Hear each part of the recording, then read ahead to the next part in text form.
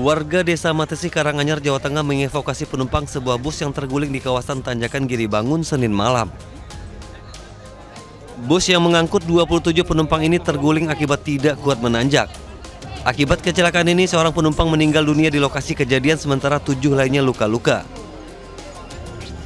Menurut Ketua RT setempat, Sumarno Pranoto, rombongan bus merupakan warga satu kampung pulang membesuk salah satu warga yang dirawat di Puskesmas Karangpandan. Yang jelas itu tilik orang sakit di Puskesmas Karangpandan. Terus? Sejumlah 27 orang. Itu Terus pulang nanjak nggak kuat, terus gelondor. itu kalau kendaraannya sendiri itu dari mana, Pak? Kendaraan dari Seberan, warga situ, Warga situ juga. warga setempat. Sering ke situ? Sering tiap tilik mantenan pakai mobil itu. Saat ini korban meninggal telah diantarkan ke rumah duka. Sementara korban luka dirawat intensif di RSUD Karanganyar dan RSUD Dr. Muwardi Solo. Polisi masih menyelidiki penyebab pasti kecelakaan. Dari Karanganyar, Jawa Tengah, Halim Mahpur, Ainis melaporkan.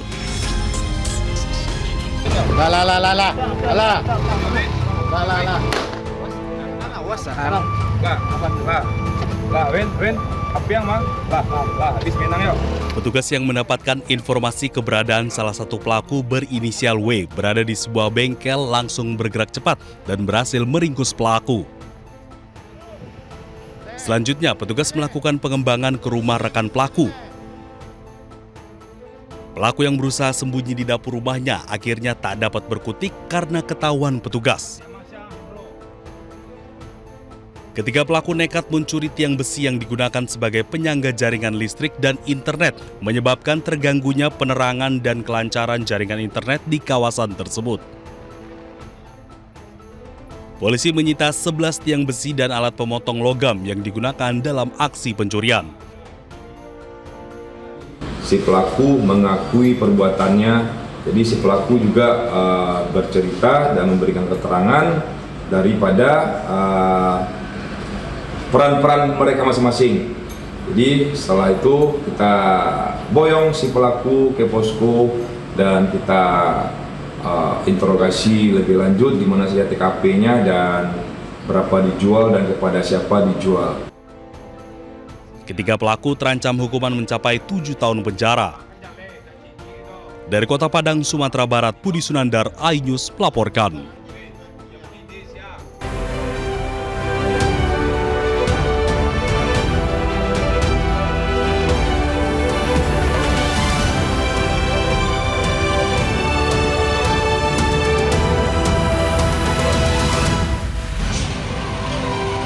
Truk mengangkut galon patah Asroda membuat kemacetan sepanjang 5 km di ruas Jalan Raya Damogot, Jakarta Barat.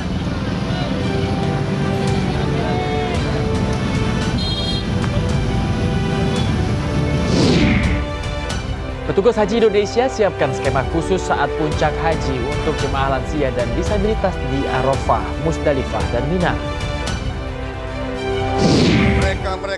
Pidato peringatan Hari Lahir Pancasila, Presiden Prabowo Subianto ancam pejabat yang tak bisa bekerja mundur atau diberhentikan. Akan kita tindak.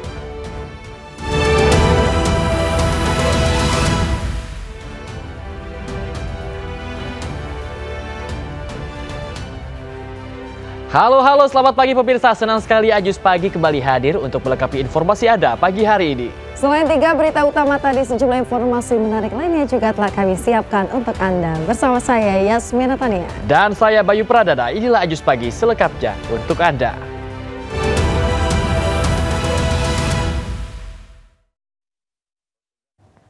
Pemirsa, kita awali informasi iNews pagi hari ini terkait dengan truk bermuatan puluhan galon air mineral mengalami patah as roda dan melintang hingga menutup ruas Jalan Raya Damogot, Jakarta Barat malam tadi.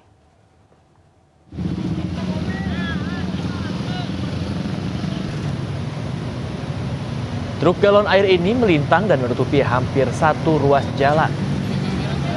Hal ini membuat kemacetan panjang terjadi di ruas Jalan Raya Daan Mogot hingga Grogol sepanjang 5 km.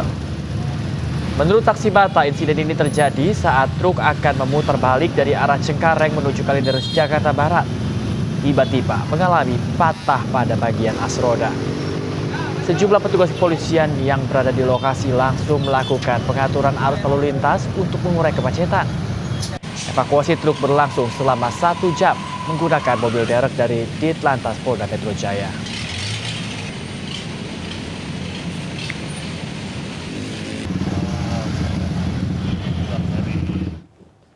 Pemirsa, tiang listrik terbakar di Jalan Panjang Raya, Kebonjeruk, Jakarta Barat. Besarnya percikan membuat pengguna jalan takut untuk melintas.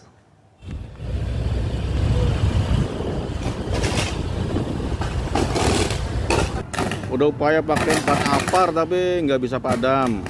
Percikan bunga api dari hubungan pendek arus listrik terus terjadi di tiang listrik yang terbakar. Kondisi ini membuat pengguna jalan takut untuk melintas. Akibatnya arus lalu lintas di Jalan Panjang Raya dari arah Pesing menuju Kedoya, Kebonjeruk, Jakarta Barat tersendat. Menurut saksi, kebakaran bermula adanya korsleting pada kabel bawah tanah dan menjalar ke kabel udara. Upaya pemadaman dengan menggunakan apar sempat dilakukan sejumlah orang yang berada di lokasi ini.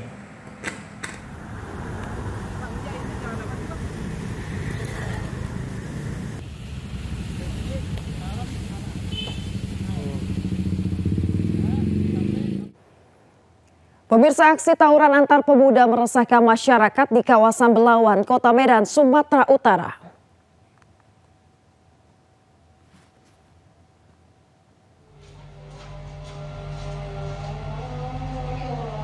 Aksi tawuran antar pemuda ini terekam CCTV dan menunjukkan salah satu kelompok pemuda mempersenjatai diri dengan sapu, parang hingga senapan angin.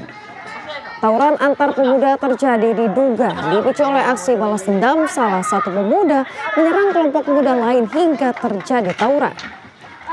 Warga di kawasan Bagadeli mengaku resah lantaran aksi tawuran terjadi saat masyarakat tengah beristirahat hingga mendengar suara lemparan batu di atap rumah warga.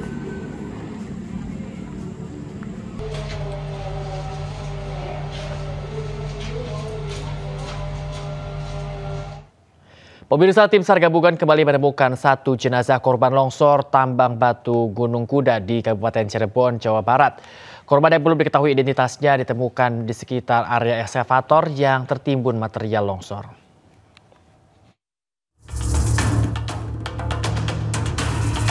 Upaya pencarian korban longsor tambang batu Gunung Kuda di Desa Cipanas, Kecamatan Duku Puntang, Cirebon, Jawa Barat kembali membuahkan hasil. Pada Senin siang, tim SAR gabungan kembali menemukan satu jenazah yang terkubur di antara material longsor. Jasad korban dievakuasi dari posisi awal di area tengah tak jauh dari eskavator. Posisi ini sesuai dengan deteksi awal dari anjing pelacak yang sebelumnya mengendus 4 titik di area tersebut. Ini dan tadi ditemukan lagi satu mayat. Tapi masih belum diketahui namanya siapa. Tadi dibawa ke rumah sakit Arca Pinang. Tadi di identitasnya perempuan atau laki-laki namanya siapa. Dan tadi pagi pun kami dengan Pak Gubernur mengumpulkan keluarga yang kena longsor ini, baik yang meninggal ataupun yang tidak meninggal. Total hingga kini sebanyak 20 korban tewas telah dievakuasi dari area longsor. Petugas kini memfokuskan pencarian terhadap 5 korban lainnya yang masih tertimbun. Dari Cirebon, Jawa Barat, Toy Iskandar, iNews melaporkan.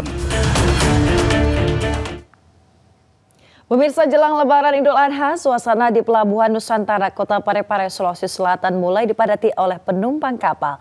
Kepadatan penumpang didominasi para pemudik yang tiba yang berasal dari sejumlah daerah di Kalimantan. Menjelang Hari Raya Idul Adha, suasana di Pelabuhan Nusantara Kota Parepare, Sulawesi Selatan dipadati penumpang. Mereka adalah pemudik yang hendak pulang ke kampung halaman di sejumlah daerah di Sulawesi Selatan. Pemudik sengaja pulang lebih awal untuk menghindari kepadatan di atas kapal. Dalam rangka apa pulang? Lebaran ketemu keluarga. Lebaran ya. Pak, bagaimana kondisi di atas kapal, Pak? Ya oke lah. Pak, rame Pak, rame ya. Rame. Pak, nanti rencana berapa hari di 12 hari aja. Hah? 12 hari. Nanti kalau balik sana kerja apa lagi, Pak? Kerja sawita. Diprediksi lonjakan penumpang kapal akan terus terjadi hingga mendekati Hari Raya Idul Adha. Dari Parepare, Sulawesi Selatan, Erwin Eka Pratama, iNews melaporkan.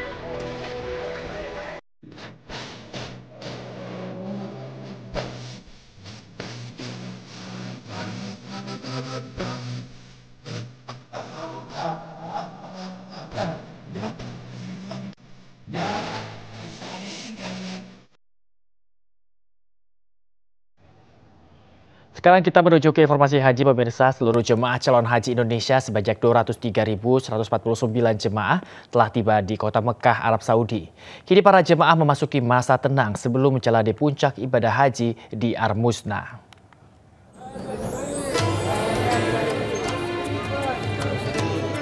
Jelang puncak haji 2025, seluruh jemaah haji Indonesia yaitu sebanyak 203.149 jemaah calon haji reguler yang tergabung dalam 525 kelompok terbang telah tiba di Mekah.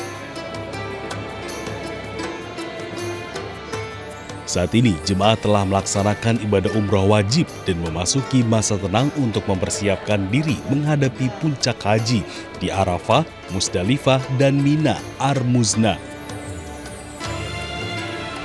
Puncak pelaksanaan ibadah haji akan dimulai dengan pemberangkatan jemaah ke Arafah pada 4 Juni 2025 mendatang.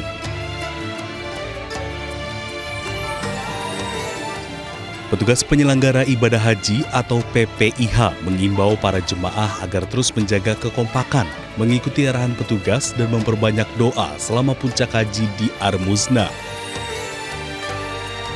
PPIH juga telah menyiapkan skema pengaturan dan melakukan pengecekan terhadap fasilitas jemaah untuk mengantisipasi kepadatan saat puncak haji yang akan menjadi tantangan tersendiri bagi jemaah haji Indonesia. Dari Mekah, Arab Saudi, Tim Liputan iNews melaporkan. Pemirsa, untuk mengetahui informasi terkini terkait pendorongan jemaah calon haji ke Arafah, kita terhubung dengan Kasatops Ar-Muznah, Kolonel Laut Harun Ar-Rasyid. Selamat pagi Pak Harun, waktu Indonesia, bagaimana mekanisme pendorongan jemaah haji ke Arafah saat ini? Selamat pagi Mbak Yasmin, tapi di sini masih malam nih Mbak, pukul 12. Untuk mekanisme pendorongan jamaah haji kita tanggal 4 Juni besok ya, bertepatan dengan tanggal 8 Zulhijjah. Tepatnya itu di hari Rabu nanti tanggal 8. Kita akan laksanakan pendorongan jamaah haji ini melalui 3 trip. Pertama di pukul 7 sampai pukul 11. Kemudian pukul 11 sampai 16, kemudian pukul 16 sampai 21. Itu mekanisme yang akan kita lakukan dalam rangka pendorongan jamaah haji Indonesia menuju ke Arafah, Mbak. Ya, baik. Pak Harun, lantas apakah ada kendala tertentu yang dihadapi oleh petugas dalam pendorongan jemaah calon haji ini, Pak? Ya, kita mengantisipasi adanya antrian dan juga kepadatan di jalan atau kemacetan. Juga kita memitigasi juga dengan adanya penumpukan jamaah ketika akan diberangkatkan. Nah ini yang ada perlu kita mitigasi dan perlu kita persiapkan skenario dengan baik sehingga tidak terjadi antrian panjang bagi jamaah yang akan kita berangkatkan menuju ke Arafah pada tanggal 8 Zulhijjah tersebut. Baik, Pak Harun, lantas Pak, untuk detail program pengamanan nanti yang diterapkan oleh petugas Satuan Operasional Ar-Muznah ini seperti apa Pak? Mungkin bisa diceritakan lebih detail Pak. Baik, untuk program pengamanan jamaah haji kita di Puncak Haji Ar-Muznah mulai tanggal 9, 10, 11, 12, dan 13 Zulhijjah, ini akan ada pembentukan adanya Satgas, Satuan Tugas yang kita bentuk di setiap daerah kerja, yang dalam hal ini PPIH telah menentukan 3 daerah kerja Mekah, Madinah, dan juga bandara. Ketika puncak haji ini, daerah kerja bandara akan kita sebut dengan Satgas Arafah, sedangkan daerah kerja Mekah kita jadikan sebagai Satgas Musdalifah, dan Dakar Madinah itu akan kita jadikan sebagai Satgas Mina. yang bekerjanya relatif cukup lama selama 3 malam 4 hari nanti di Mina. Untuk program-program pengamanan, pemantauan dan juga memberikan rasa aman dan nyaman jamaah haji kita melakukan puncak haji dalam wukuf di Arafah, mabit di Muzdalifah dan juga mabit di Mina, kita akan bentuk beberapa sektor, di antaranya sektor ad hoc 1-8, baik itu di Arafah, di Muzdalifah maupun Mina.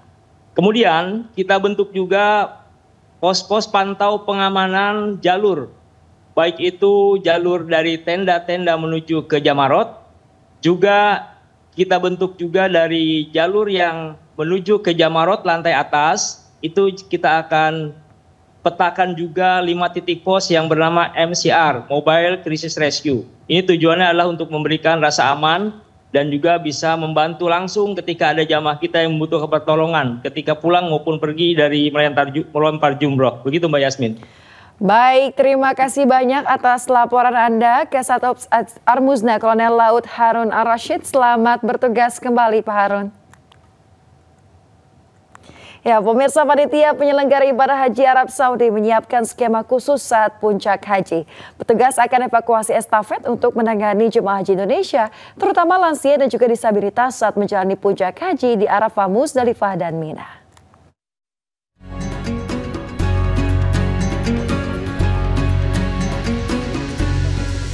Panitia penyelenggara ibadah haji PPIH Arab Saudi menyiapkan skema khusus, yakni evakuasi estafet untuk menangani jemaah haji Indonesia, terutama lansia yang mengalami kelelahan atau sakit saat menjalani puncak haji di Arafah, Muzdalifah, dan Mina.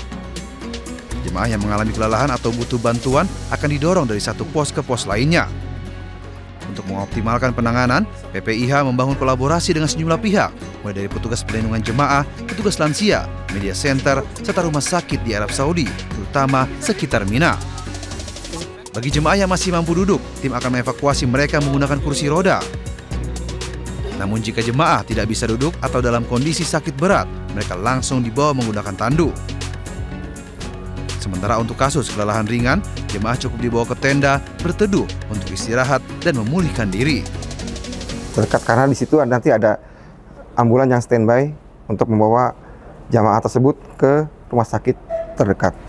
Nanti begitu ada case kejadian itu akan dipecah masanya supaya diberikan akses jalan keluar menuju ke rumah sakit. Pemerintah berharap seluruh persiapan dapat memastikan jemaah haji, khususnya lansia dan disabilitas, bisa melewati puncak haji dengan aman dan nyaman. Dari Mekah, Arab Saudi, Gigih Irfan melaporkan.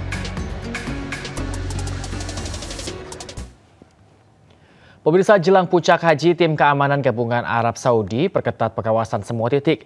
Pemerintah Arab Saudi menjamin keamanan dan keselamatan jemaah dalam pelaksanaan ibadah haji 2025. Dan pemirsa, berikut wawancara eksklusif jurnalis senior iNews Syafril Nasution dengan Dirjen Pasukan Pertahanan Sipil Arab Saudi.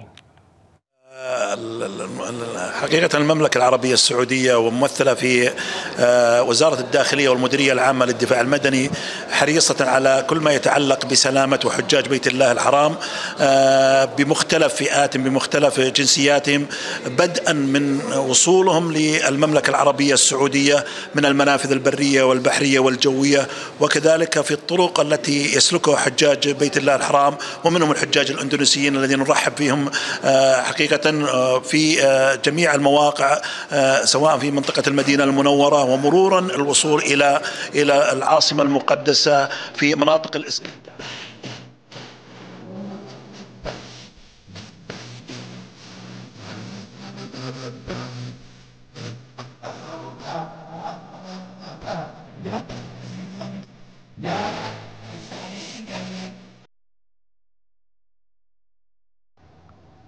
Kita beralih ke informasi lain, pemirsa. 2 penjamret sadis yang menyasar pejalan kaki diringkus polisi di tempat persembunyiannya di Tanah Merah, Jakarta Utara. Pelaku mengincar sasaran korban yang sedang bermain ponsel.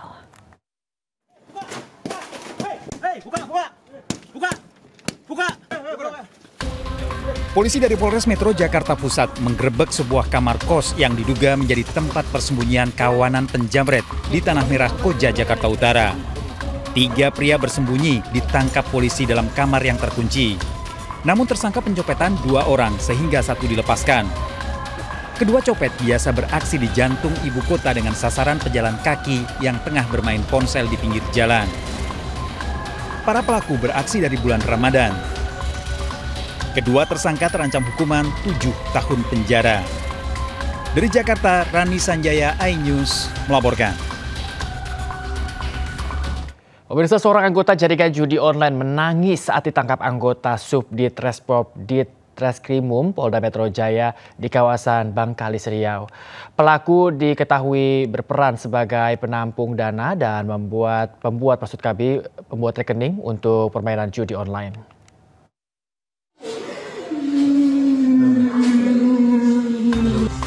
Penyidik Ditreskrimum Polda Metro Jaya menangkap seorang pria berinisial H, anggota jaringan judi online internasional di daerah Bengkalis Riau. Pelaku yang sedang menjaring ikan di sungai tidak menyadari yang menjemputnya adalah anggota polisi. Polisi kemudian membawa pelaku ke rumahnya dan menunjukkan barang bukti. Saat menyadari polisi datang untuk menangkapnya, pria ini pun menangis terseduh.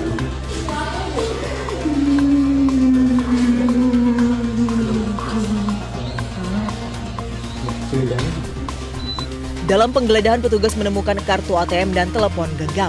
H diduga berperan sebagai penyedia rekening untuk deposit judi online, menampung dan mentransfer dana ke bandar judi, serta membuat logo dan tampilan situs online. Pelaku berikut seluruh barang bukti kemudian dibawa ke Polda Metro Jaya. Atas perbuatannya, pelaku dijerat pasal berlapis tentang Undang-Undang ITE dan tindak pidana pencucian uang. Dari Jakarta, Helmi Sajangbati, iNews melaporkan.